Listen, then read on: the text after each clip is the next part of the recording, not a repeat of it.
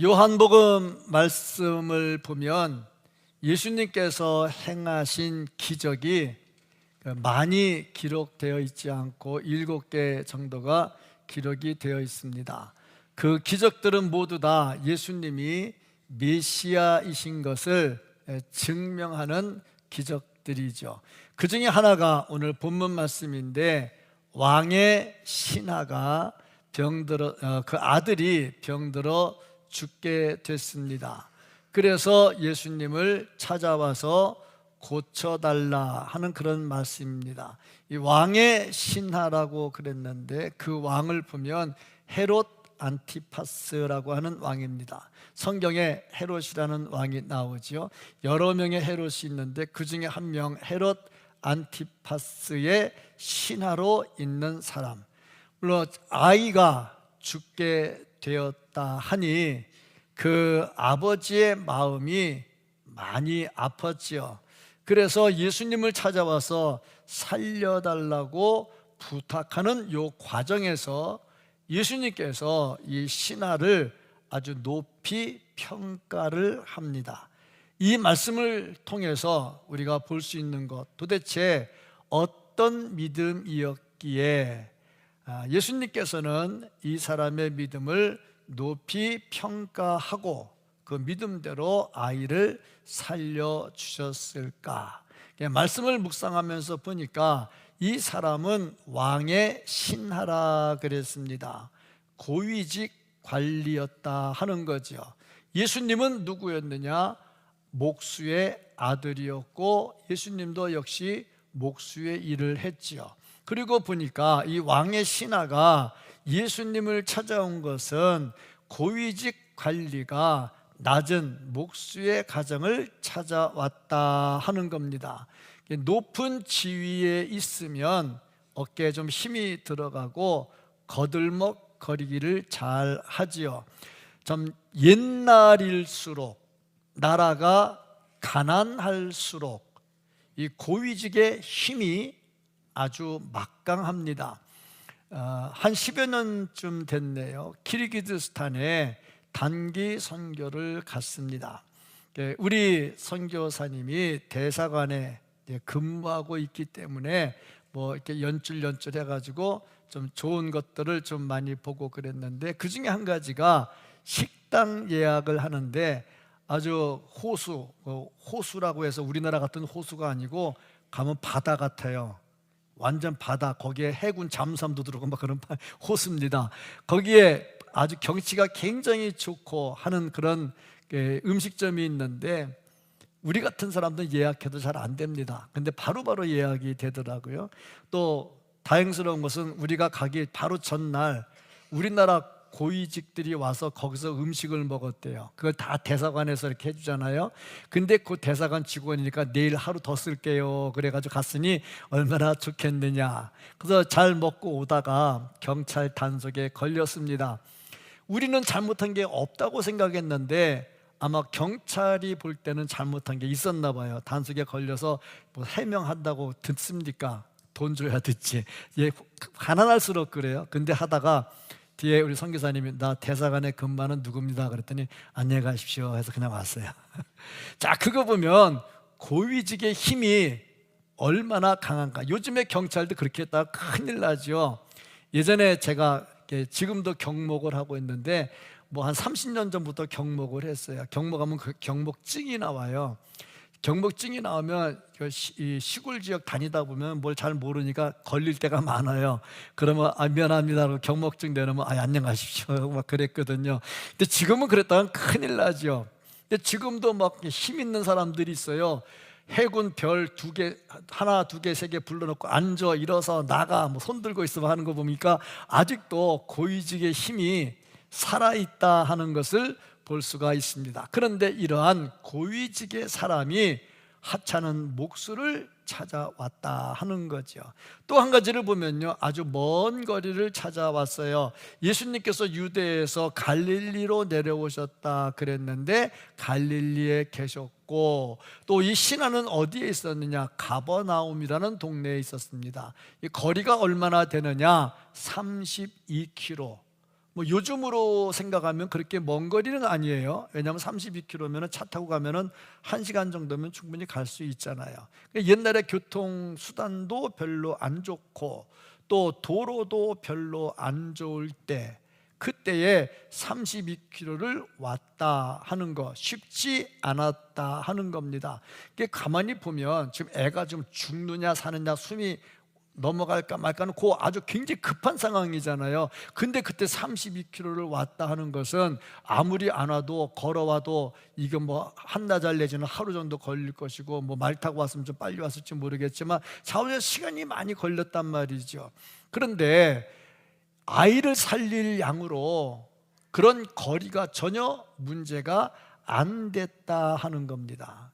핑계가 안 되는 거죠. 멀어서 못 가, 그런 핑계가 안 되는 거죠. 사도행전 8장에 보면 에디오피아의 그 왕의 국고성을 맡은 그 네시가 예루살렘으로 예배하러 옵니다. 예배하러 오는데 그 거리가 장난이 아니게 먼 거리죠. 에디오피아에서 유대까지 오는 거리가 만만치 않은 거리입니다. 그런데 이 사람은 네시예요. 네시는 어떠냐? 성전에 들어가서 예배할 수가 없어요. 레위기 21장 20절로 21절 말씀을 보면 등 굽은 자나 키 못 자란 자나 눈에 백막이 있는 자나 습진이나 버짐이 있는 자나 고환 상한 자나, 이런 사람, 고환 상한 사람, 네시가 그렇잖아요. 이런 사람들, 제사장이나 아론 자손 중에 흠이 있는 자, 이런 사람들은 나와 여호와께 화제를 드리지 못할지니 그는 흠이 있은즉 나와서 그의 하나님께 음식을 드리지 못하느니라. 그러니 이 고한 상한 자가 거기에 해당되니까 네시가 예루살렘으로 와봤자 예배의 자리에 들어가지 못할 것은 분명하단 말이죠. 그런데도 왔어요. 왜? 예배 드리고 싶어서, 예배 참석하고 싶어서. 그런 마음 아닙니까? 그러고 보니 우리가 하나님의 일을 하는데 핑계 댈 것이 없다 하는 거죠. 핑계를 댄다는 것은 아직 살만하다 하는 거죠. 이 왕의 신하가 거리 너무 멀어, 그리고 핑계를 댄다면 아직 애가 숨이 깔딱깔딱하지 않거나 좀 아프거나 그러면 멀어 그러겠지. 근데 숨이 깔딱깔딱 하는데 곧 넘어가게 생겼는데 거리 먼 게 핑계가 되겠냐고. 그러니까 교회에서 주일 할 때 이래요, 나는 몸이 좀 아파요, 나는 뭐 시간이 없어요, 애 봐야 돼요, 뭐 해야 돼요, 자꾸 핑계를 대는 것은 아직 여유가 있고 살만하다 하는 거지. 좀 어려우면 핑계 댈 수가 없다는 거죠. 예배에는 핑계댈 이유가 없다. 예배 우선순위로 가면 절대 핑계댈 것이 없다 하는 거죠. 어쨌든 이 왕의 신하는 핑계대지 않고 먼 거리를 찾아옵니다. 또 한 가지는 일이 아주 급해요. 애가 지금 숨이 깔딱깔딱해요. 47절 말씀을 보면 그가 예수께서 유대로부터 갈릴리로 오셨다는 것을 듣고 가서 청하되, 저 거리가 32km라 그랬지요. 내려오셔서 내 아들의 병을 고쳐 주소서 하니, 그 아들의 상태가 어땠냐? 그가 거의 죽게 되었습니다. 아니, 숨이 깔딱깔딱한 애를 보고 32km를 왔어요. 근데 다시 32km를 또 가서 애를 고쳐달라는 거예요. 64km예요. 그 거리가 만만치 않은 거리라 하는 겁니다. 그럼에도 찾아왔지요. 왜 그랬느냐? 뭐 급하니까 찾아왔겠죠. 어쨌든 간에 아들이 죽는 것을 볼 수가 없어서 어떻게 눈 뜨고 봅니까? 어떻게든 살려보려고 하니 예수님을 찾아온 거죠. 저는 목회를 하면서 장례를 참 많이 치렀어요. 30대 초반부터 장례를 치렀는데 그때부터 우리 목사끼리 농담을 해요. 야, 우리 목사 은퇴하면 그 다음에 뭐 할까? 목사 은퇴한 다음에 뭐 할까? 두 가지 할 수 있다. 첫째, 장의사 할 수 있고, 워낙 장례를 많이 치러서. 둘째, 개인 택시나 택시 운전하면 잘할 거다. 왜? 또 서울거리 싸다니면서 신방을 해가지고 골목골목 모르는 데가 없거든. 그래서 그렇게 얘기했었는데, 장례를 치르면서 보니 깐난해부터 100살 넘으신 분까지 장례를 치러봤어요. 올 때는 순서가 있지만 갈 때는 순서가 없다 그랬잖아요. 애도 죽고 어른도 죽고 다 죽어요. 그런데 속상한 거는 그래도 연세가 좀 있어서 웬만큼 살다 가시면 속은 안 상해. 좀 헤어지면 슬프기는 해도. 그런데 깐난쟁이 죽으면 엄마 아빠 너무너무 속상해. 그 깐난쟁이도 막 한두 달 같으면은 덜 속상해. 한 서너 살 돼가지고 막 재롱 피고 하는 걸 보다가 애가 죽으면 엄마가 정신을 못 차려. 멍 때려가지고 아무 생각이 없어. 그러니 이 애가 죽어가니 왕의 신하가 얼마나 답답했겠는가. 그래서 예수님을 찾아왔지요. 예수님은 그의 아들을 고쳐주십니다. 이 과정에서 볼 수 있는 게 뭘까? 믿고 따라갔던 이 왕의 신하에게서 볼 수 있는 게 뭘까? 우리가 어떻게 하면 하나님께서 베푸시는 기적을 체험하면서 살 수 있을까? 이 왕의 신하를 통해서 우리에게 보여주는 것은 무엇인가? 오늘 말씀 속에서 내 앞을 가로막고 있는 것이 무엇이든지 그것을 능가할 수 있는 방법을 찾아갈 수 있기를 주의 이름으로 축복합니다. 오늘 예배 전에 찬양도 했어요. 내게 있는 고난이 아무리 커도 주님의 능력보다 크지 않다고 그랬어요. 주께서 내 앞에 가로막힌 바다를 갈라주시는데, 갈라주지 않으면 그 위를 걸어갈 수 있는 능력을 주신다고 말씀을 하셨어요. 그렇습니다. 도대체 어떤 자들에게 이런 기적이 일어나고 있는가? 이 말씀을 통해서 볼 수 있는 것, 끈질긴 신앙을 가져야 되겠다 하는 겁니다. 주님께 매달릴 때 어떤 신앙을 가져야 되느냐? 끈질긴 신앙. 32km 왔다 32km 다 가려면 64km, 이 걸어가려면 이게 장난이 아닌 거리입니다. 이 긴 거리를 가는데 아주 강력하게 주님을 찾아와서 주님께 의지하죠. 그런데 안타까운 건 이렇게 왔으면 왕의 신하가 왔잖아. 멀리 왔잖아. 예수님께서 아이고 애가 죽으려고 하니 얼마나 마음이 아프십니까? 아유, 속이 많이 상하겠네요. 내가 고쳐드릴게요. 이렇게 말하면 얼마나 좋겠어요. 근데 예수님께서 그렇게 말씀하지 않고 오히려 핀잔을 하고 굉장히 서운하게 합니다. 48절 말씀을 보면 예수께서 이르시되 너희는 표적과 기사를 보지 못하면 도무지 믿지 아니하리라. 근데 살려주면이나 믿고 그렇지 않으면 안 믿을 거지, 뭐 이런 얘기잖아요. 얼마나 속상해요. 지금 속이 터져가지고 왔는데 이렇게 말씀을 하시더라는 거죠. 그래도 물러나지를 않습니다. 마태복음 15장 21절부터 28절까지 보면 가나안 여자가 나와요. 자기 딸이 악한 귀신이 들렸어요. 엄마가 너무 속상해요. 그래서 예수님을 찾아왔어요. 예수님께 부탁했습니다. 내 아이가 귀신 들려 죽게 됐습니다. 고쳐주십시오 할 때에 예수님께서 아주 싸늘하게 대하셨습니다. 그의 제자들은 더 심했어요. 저 여자 너무 시끄러워서 안 되겠습니다. 쫓아보냅시다. 아니, 예수님 그럴 때 제자들이라도 예수님 저렇게 말씀하지만 속은 안 그래, 고쳐줄 거니까 걱정하지 말고 좀 더 얘기해, 그래야 되지. 저거 시끄러워 못 견디겠으니까 예수님 저 쫓아버립시다. 한술 더 뜨네. 그때 예수님께서 하시는 말씀을 24절 말씀입니다.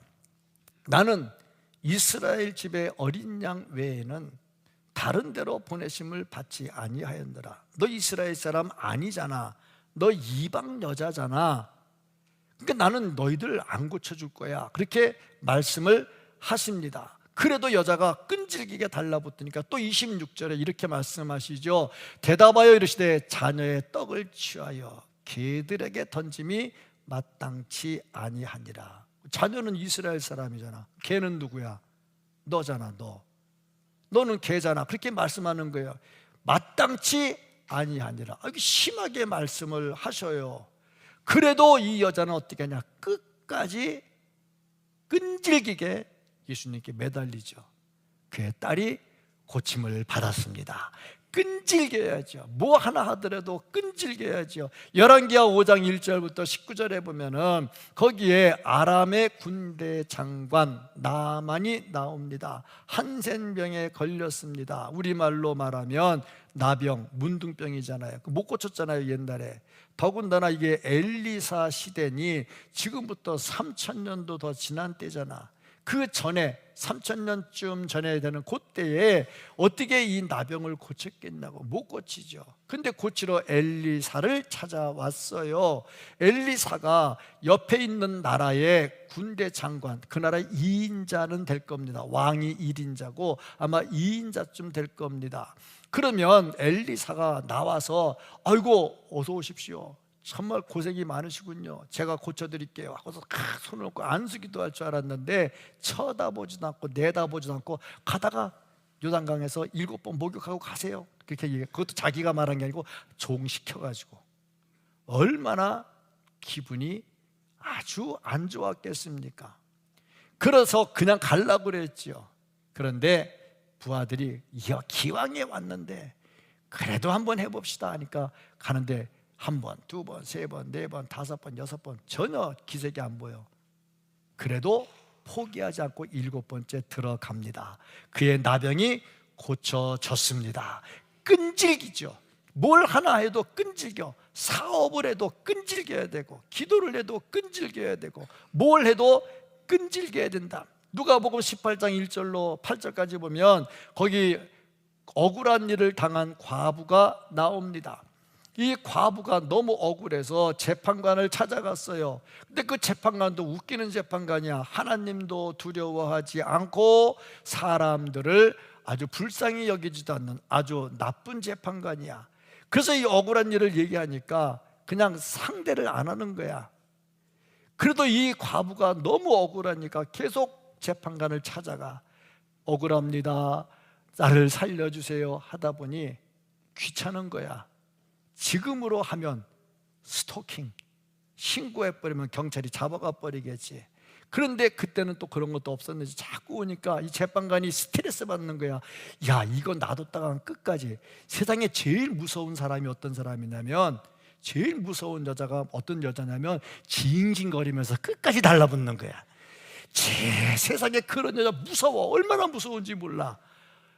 이길 남자가 없어. 징징 때리면요, 때려라 그리고 또 달려들고 목 내밀고 죽여라 그리고 달려들면요, 이길 남자가 없지. 재판관이 그랬던 거야.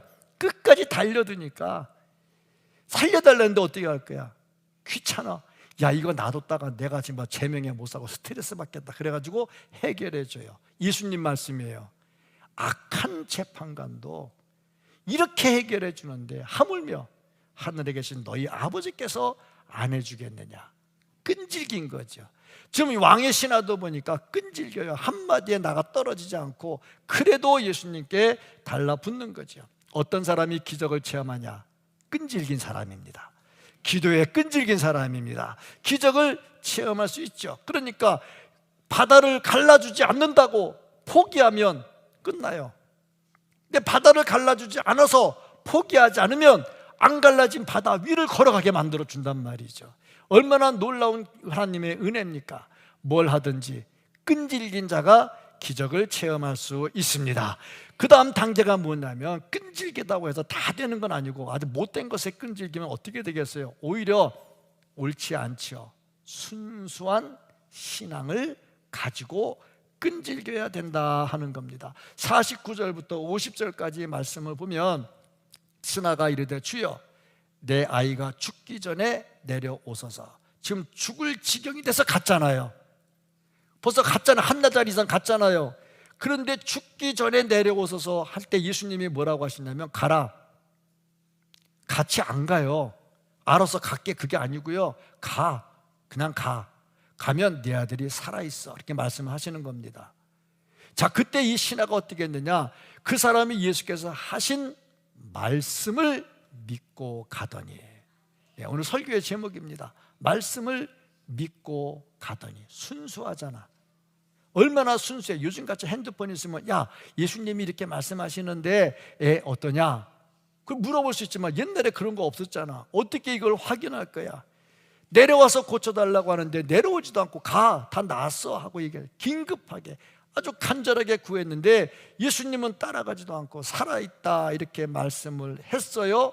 그런데 믿고 돌아갔어요. 야, 이게 예수님께서 보실 때 얼마나 순수한 믿음이냐 하는 거죠. 요한복음 20장 29절 말씀을 보면 예수께서 이르시되 너는 나를 본고로 믿느냐? 보지 못하고 믿는 자들은 복되도다 하시니라. 이게 누구한테 말한 겁니까? 도마에게. 다른 제자들은 다 봤다는데 나는 못 봤어, 못 믿겠어. 아니, 부활한 걸 봤다는데 자기는 안 봐서 못 믿겠다는 거야. 그때 예수님 하시는 말씀이 보지 못하고 믿는 자가 더 복이 있다. 도마는 합리적 신앙을 가졌지요. 봐야 된다는 거야. 근데 예수님 말씀은 그거 아니죠. 그냥 믿으라는 거야. 왕의 신하가 어땠느냐? 아들이 살아난 것을 보고 믿은 게 아니라 믿고 돌아갔어요. 그러니까 살아났어요. 모든 순서가 다 그렇다 하는 겁니다. 믿음은 순수해야 돼. 순수한데 끈질게 해야지. 잘못된 것에 끈질기면 하나님께서 그냥 회초리밖에 될 게 없다는 얘기죠. 흑인 연가 가수 중에 로랜드 헤이즈라는 사람이 있어요.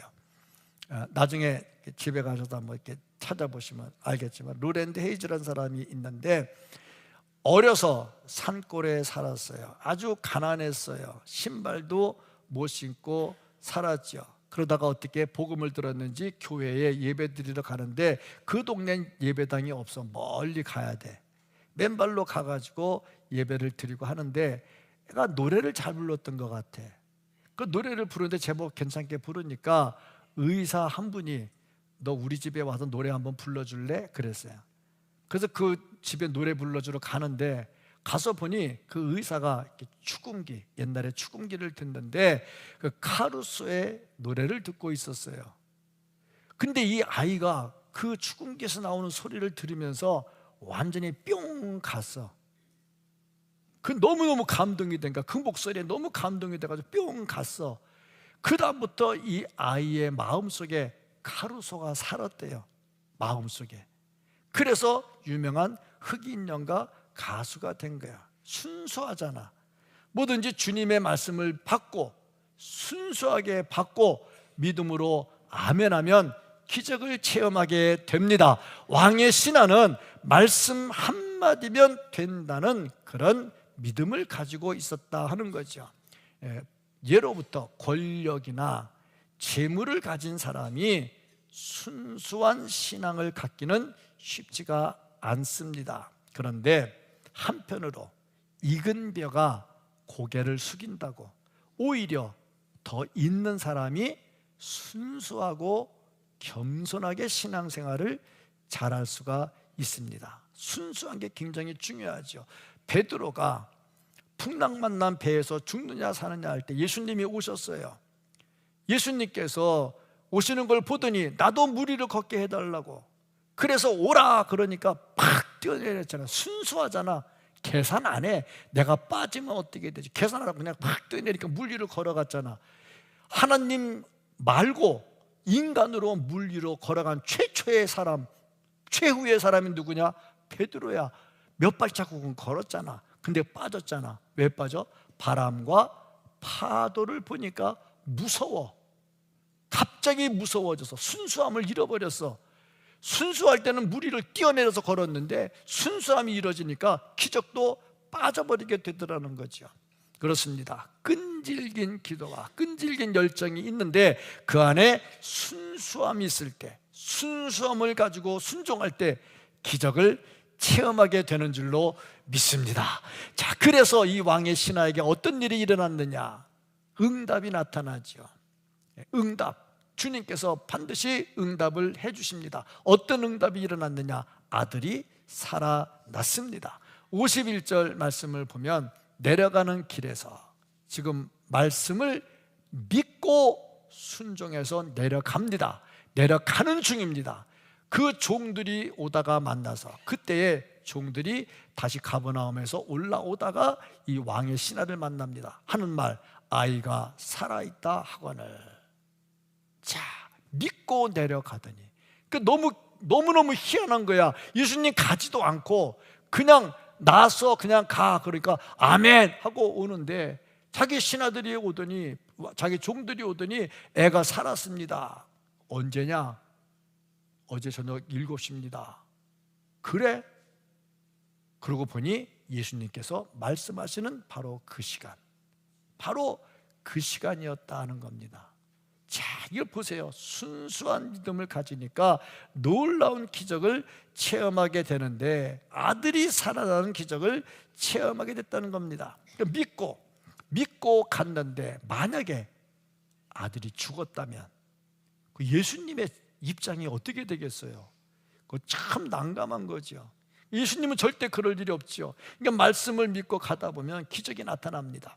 제자 훈련을 하는데, 이 제자 훈련 받는 분들이 간증을 이렇게 해요.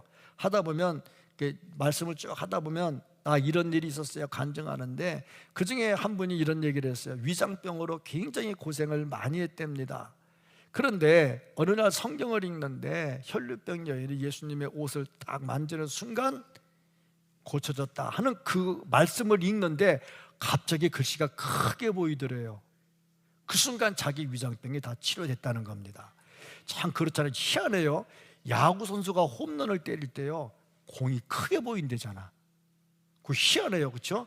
홈런 뛸 때 공이 크게 보인대요. 안 맞는 날은 공이 작게 보이는 거야, 딴 때보다.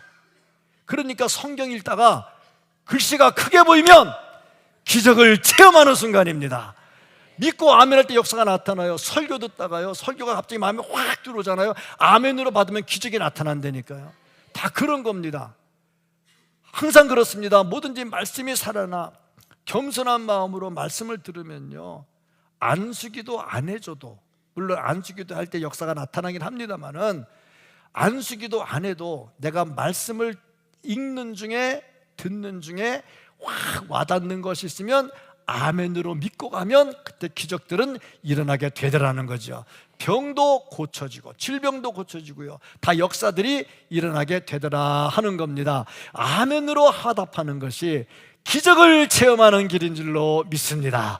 또 어떤 일이 일어났느냐? 이 왕의 신하의 온 집안이 다 예수님을 영접하게 됩니다. 53절 말씀을 보면, 그의 아버지가 예수께서 내 아들이 살아있다 말씀하신 그때인 줄 알고 자기와 그 온 집안이 다 믿으니라.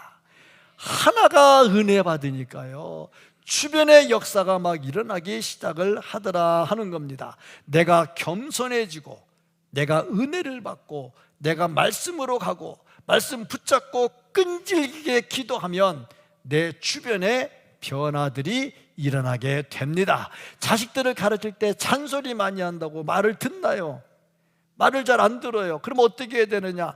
내가 끈질기게 기도해서 기적을 체험하게 되면 자식들이 우리 엄마 기도는 못 이겨. 아멘, 할렐루야, 아멘. 안 하시는 분들은 기도를 안 하니까 자꾸 걱정돼가 되는데, 그냥 믿고 구하면 돼. 우리 엄마 기도는 내가 못 이겨. 그러면 말 따라온다니까. 그런 거 아니겠어요? 우리 엄마 평생 기도는 내가 못 이겨. 지금은 이기려고 막 달려들다가도 어느 순간 되면 다 포기하고 돌아온다니까. 그게 기도의 힘이라 하는 거죠. 온 집안이 다 예수를 믿어. 내가 은혜 받으면, 은혜는 전염병과 같아. 전염병은 막 퍼지거든. 은혜도 내가 받으면 옆에 퍼지거든. 내 입에서 나오는 말이 은혜의 말이면 옆에 듣던 사람이 다 은혜를 받거든. 그러니까 항상 우리가 끈질기게 순수함을 가지고 하나님께 부르짖는 그런 은혜를 체험해야 되겠다 하는 것입니다. 예수님은 왕의 신하의 믿음을 귀하게 보시고 그의 아들을 살려주셨습니다. 고치시고 살리시는 분은 예수님이십니다. 그런데 우리의 믿음을 보시고 고쳐주시더라 하는 거죠. 그러므로 우리의 믿음도 대단히 중요하다는 겁니다. 우리가 믿고 끈질기게 기도하고 역사의 현장으로 뛰어들어서 기적을 체험하고 그 기적을 또 주변에 전하고 간증하는 그런 은혜가 있기를 예수님 이름으로 축복합니다. 아멘.